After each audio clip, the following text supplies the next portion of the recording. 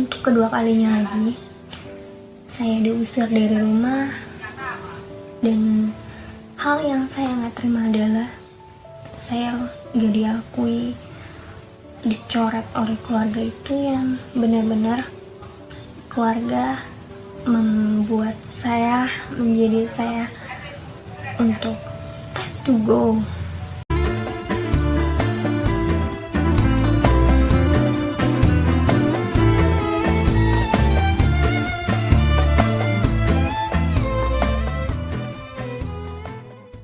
Halo sahabat hidup, nama saya Pucandayani. Saya membuat kesaksian ini. This is for you, Mom, in heaven. Thank you for everything, all support me. You are the one and only. Mama pasti udah bahagia banget di surga bersama Bapak. Allah Bapa di surga di sana, terima kasih menjadi orang yang benar-benar pertama kali support anaknya menjadi Kristiani. Teman-teman, saya membuat video ini buat kita sama-sama saling menguatkan bahwa ketika kita dipilih oleh Tuhan Yesus menjadi pengikutnya, dan saya dibaptis juga, perjalanannya panjang, bahkan mengikuti untuk pelajaran, bahkan ilmu-ilmu sebagai Katolik. Saya Katolik.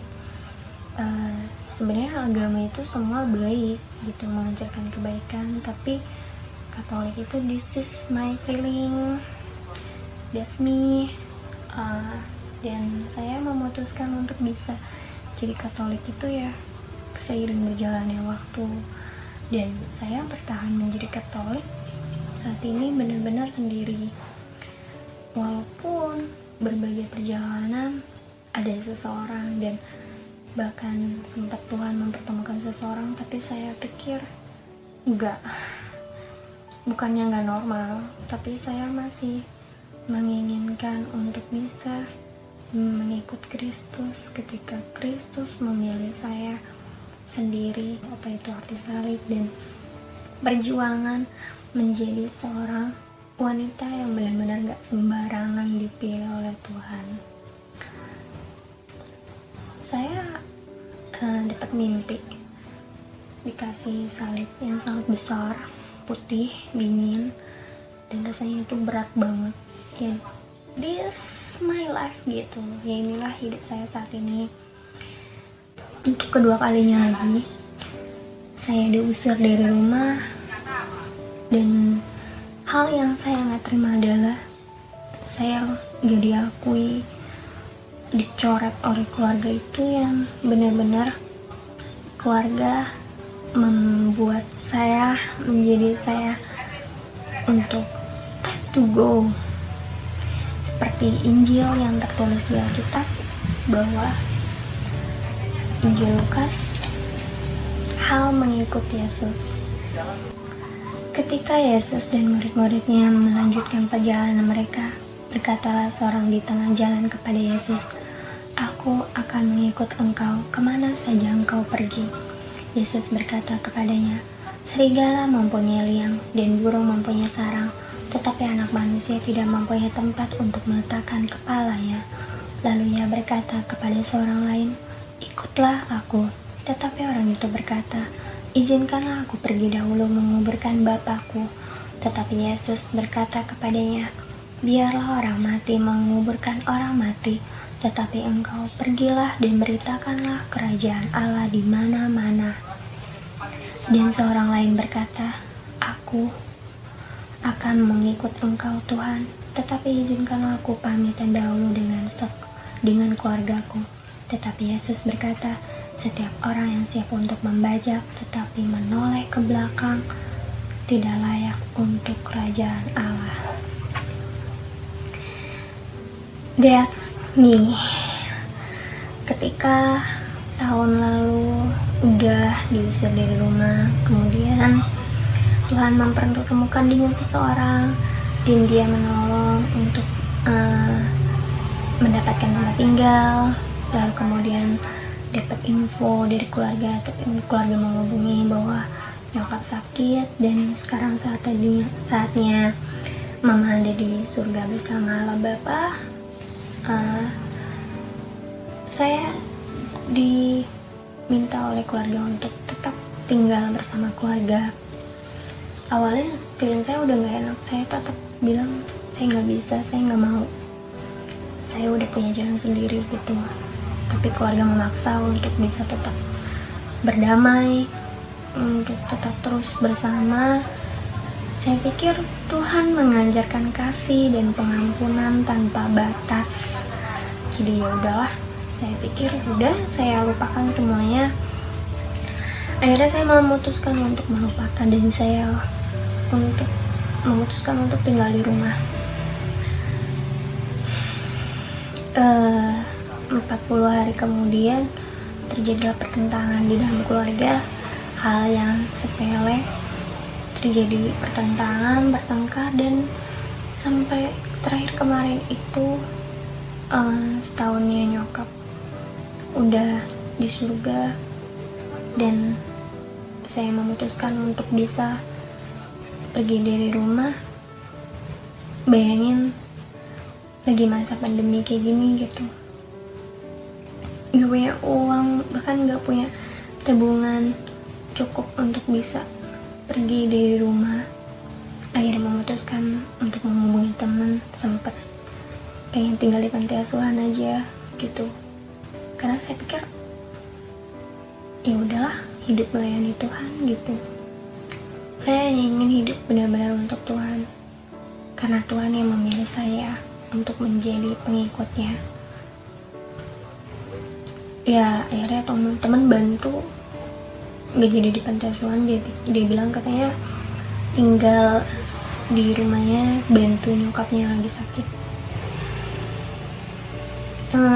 Saya pikir ya udahlah, itu juga termasuk melayani kan. Dan akhirnya ya udah, saya pikir juga yang penting saya ada tempat kedamaian. Ternyata dari situ ada lagi sebuah pertentangan. Makanya saya bilang, buat saya secara pribadi, Katolik is not that religion. Tapi bagaimana kita bisa kita sama-sama mengimani Kristus gitu. Tapi ya udahlah, saya juga gak mau menghakimi dia. Cuman buat saya bad feeling. Saya benar-benar ngerasa, bayangin malam-malam saya dari orang tua teman gitu kan, saya dibilang malam-malam suruh ke panti asuhan.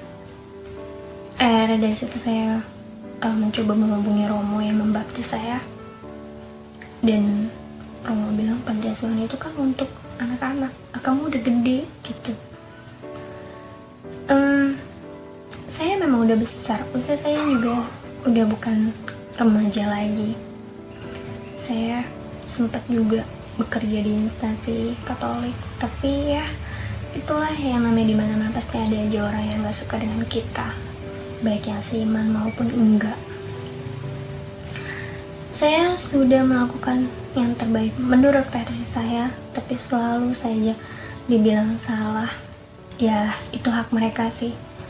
Saya juga nggak mau ambil ribet.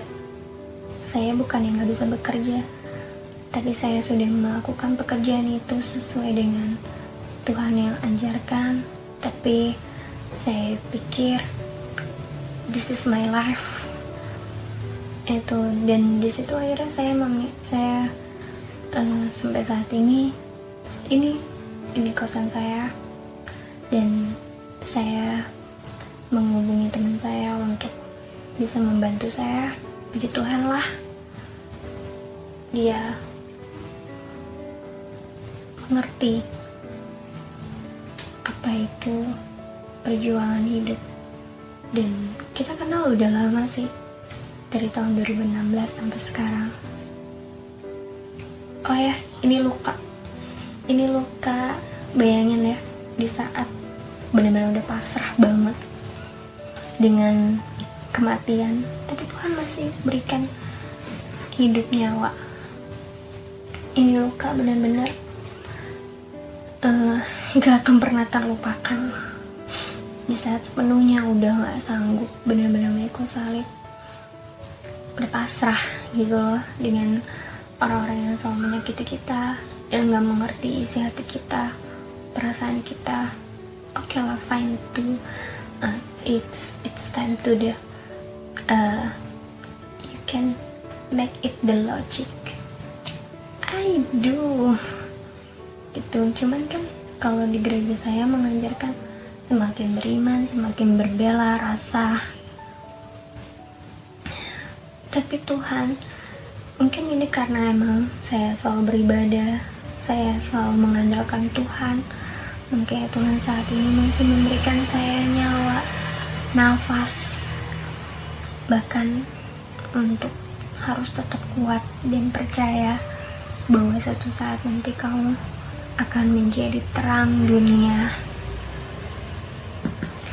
Teman-teman, ada satu firman Tuhan lagi yang membuat saya menjadi kuat, dan inilah kenapa saya memutuskan saat ini saya menjadi sebatang kara, karena di Injil bersabda,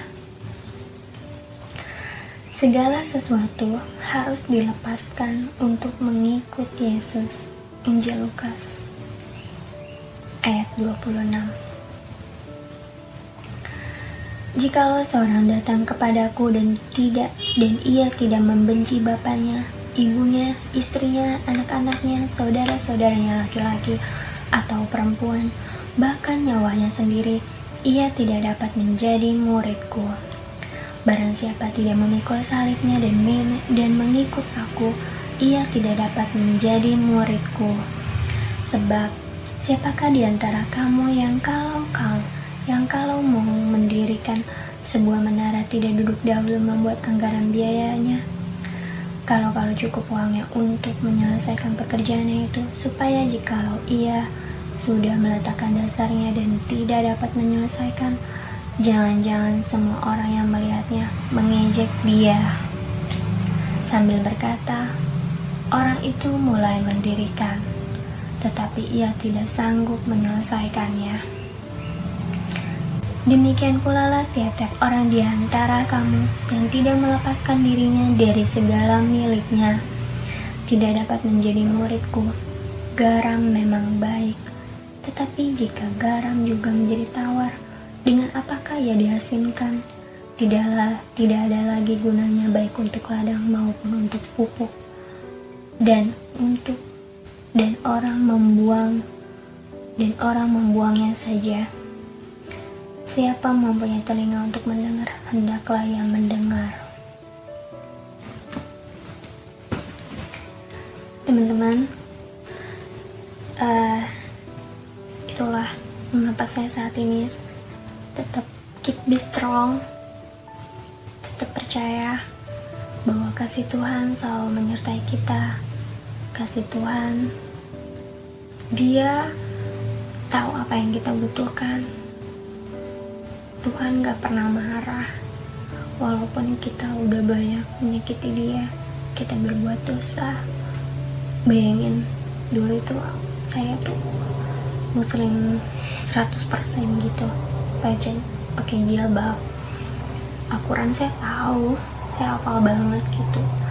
Kayak saya berpikir, saya benar-benar merasa, Tuhan terima kasih, saat ini saya sudah menjadi manusia baru, menjadi yang baru, dan tetaplah menjadi yang terbaik walaupun gak pernah dianggap dirimu baik, dirimu salah, dirimu selalu rendah, itu hina. Ya itulah Tuhan Yesus banget gitu. Intinya saya membuat ini karena saya udah gerah banget ya rasanya ketika mengumpat untuk menjadi pengikut Kristus. Karena buat saya, dia nggak pernah buat saya kelaparan, walaupun makan seadanya. Saat ini saya benar-benar mengandalkan kekuatan Tuhan sambil bertekun dalam melakukan aktivitas yang sewajarnya saya lakukan, sambil ya bekerja juga apa aja, yang penting kita gak melukai Tuhan dan pelanggaran Tuhan. Intinya itu aja. Kita harus mengakui Kristus. Kan Tuhan juga bilang, barang siapa yang tidak mengakui aku di hadapan manusia, aku juga tidak akan mengakui dia di hadapan Allah. Intinya itu, Injil berkata seperti itu. Teman-teman, saya cuma mau minta doa dari teman-teman buat saya untuk tetap terus kuat dalam menghadapi salib yang sangat luar biasa ini.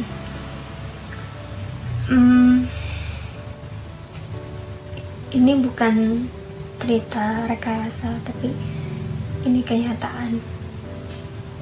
Dan jujur saya sebenarnya malu cerita ini, tapi ya udahlah, saya buat ini untuk ibu saya karena dia bangga anaknya saat ini menjadi Kristiani. Thank you teman-teman. God bless you.